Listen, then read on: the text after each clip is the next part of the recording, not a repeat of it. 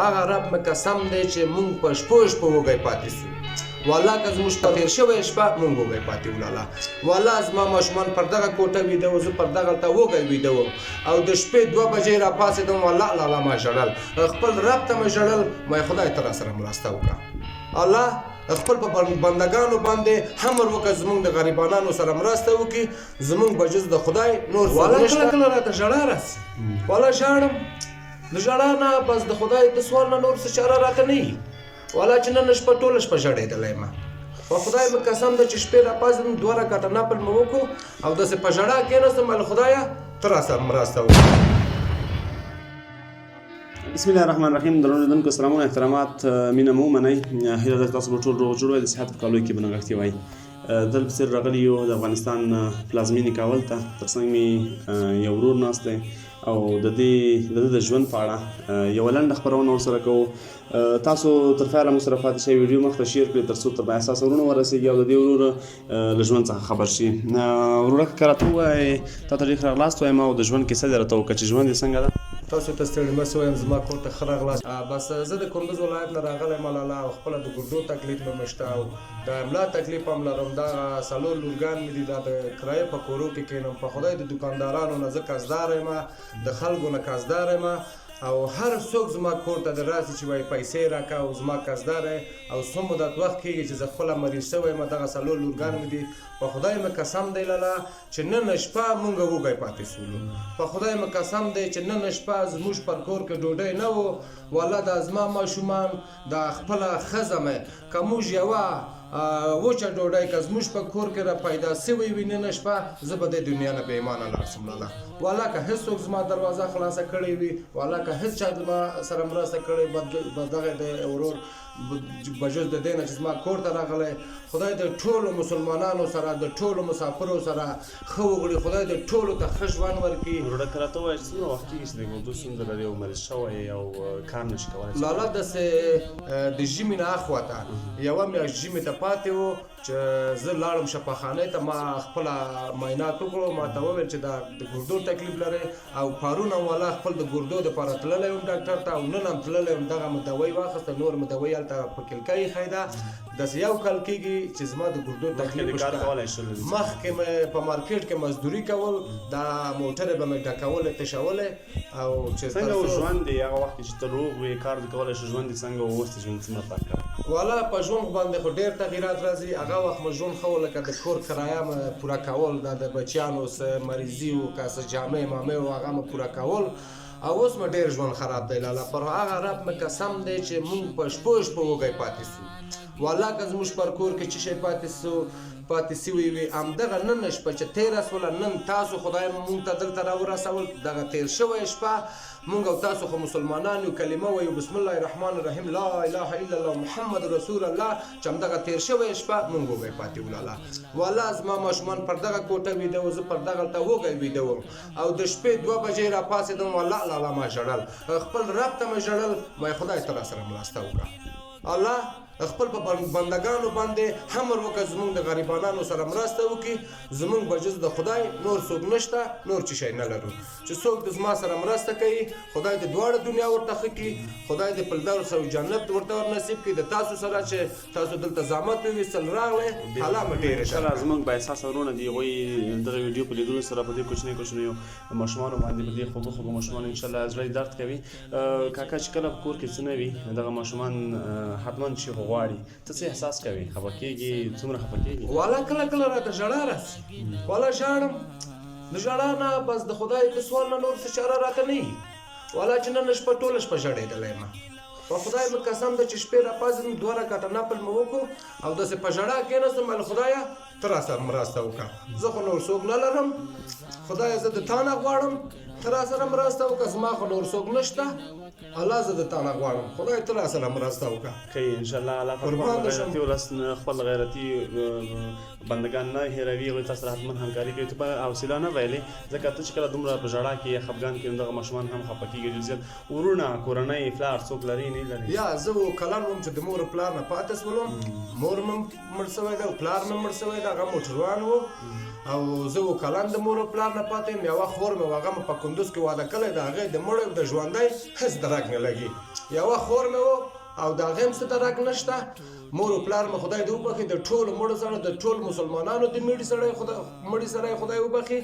زه اووه کلن وم چې د مور او پلار نه پاتې یم.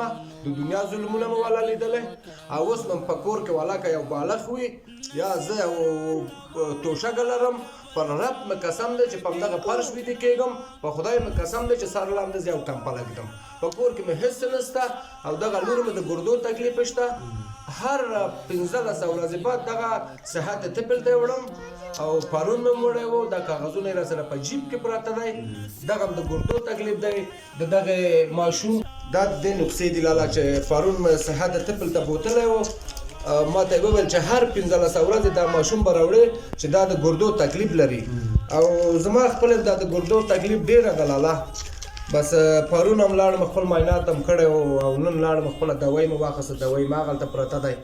ما ته وایي چې د ورځې به خامخا ته 4 لیټره اوبه وڅښه چې دا ستا ګردې په اوبو کې وي چې د فعالیت نه پاتې نه سي او خپله کوشش کوه خپله باندې هغه وکړه ډاکټر ته ځان رسوه. تقریبا روژې را په دې خوا د موږ ته میسیجونه کول چې راشئ روژه څنګه وه اختر څنګه و څنګه تېر شو که لږ دې کیسه والا ژوند یې خو تېرېږي. بس ما مخکې هم درته وویل چې خپل پر مسلمانۍ باندې چې موږ او تاسو مسلمانانو شکر باسو.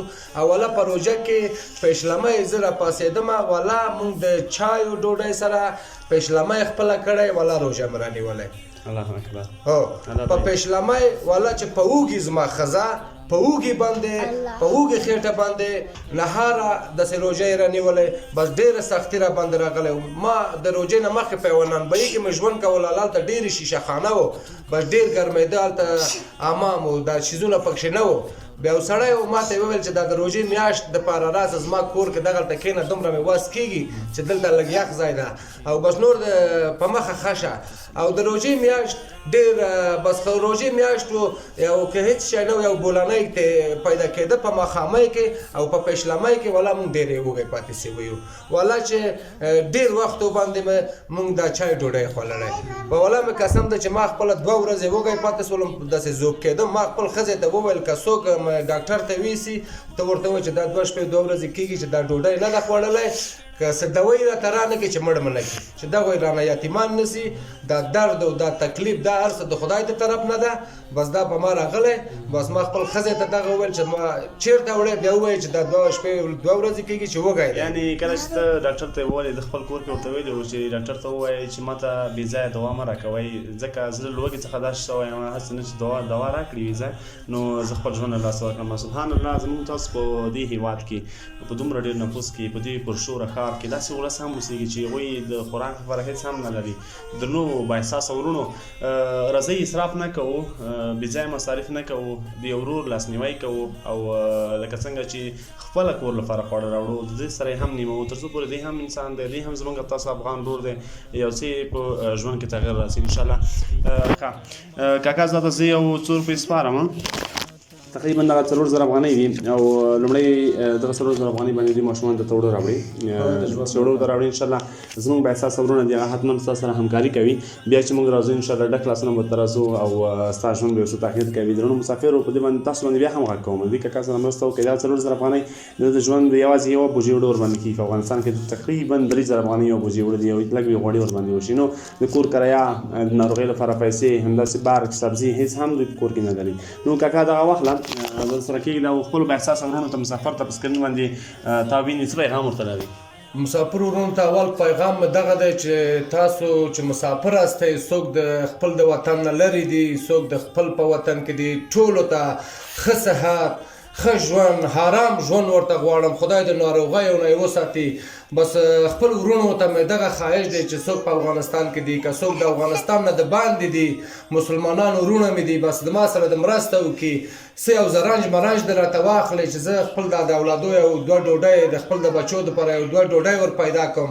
زه د مشکلاتو نه ور خلاص وم. په خدای مې دا قسم دی چې دا کور په کرایه ده او نن یې بوتلی یم رهنما ته ما ته یې ویل چې کرایه ورکوئ سې ورکړه چې نه یې ورکوئ بس زه خپل کډه واخله د دغه ځای نه لاړ شه او زه خپله مسافر یم د کندوز ولایت نه راغلی یم بیا هم دا ځای خپل وطن دی خو څوک مو نشته هلته په خپل وطن کې مو څه کاروبار نشته خپل مسافرو ته خپل وطندارانو ته بس داسې حرام ژوند غواړم چې خدای مې د تاسو سره مرسته وکړي الله د تاسو سره مرسته وکړي خدای مې جنت الفردوس تاسو ته پر نصیب کړي چې څوک د ما سره مرسته کوي خدای مې ډېرې درکړي الله د ستاسو مړی وبخي خدای د دغه ورور سره چې زما کور ته تشریف راولی د لرې ځای نه راغلی موږ ته مېلمه دی خدای د دغې سره ستاسو دواړه دنیا ګله ډېره مننه انشاءالله زموږ به ستاسو ورونه دي دغه کوچنۍ کوچنۍ خورګانې مې دغه ډېرې خوږې خوږې خورګانې مې نه هېروي دوی ته حتما هغه څه چې په وس کې وي دوی سره یې شریکوي راځئ لږه لږه همکاري ورسره کوو د کاکا او دې کوچنۍ کوچنۍ خویندو ماشومانو په ژوند کې یو څه تغیر راولو تر بیا چې زه جوهر او صدیقي راځو نورې کورنۍ در معرفي کوو نو تاسو پاک رب سپارم ښاد اباد خوشحاله او ارامه اوسئ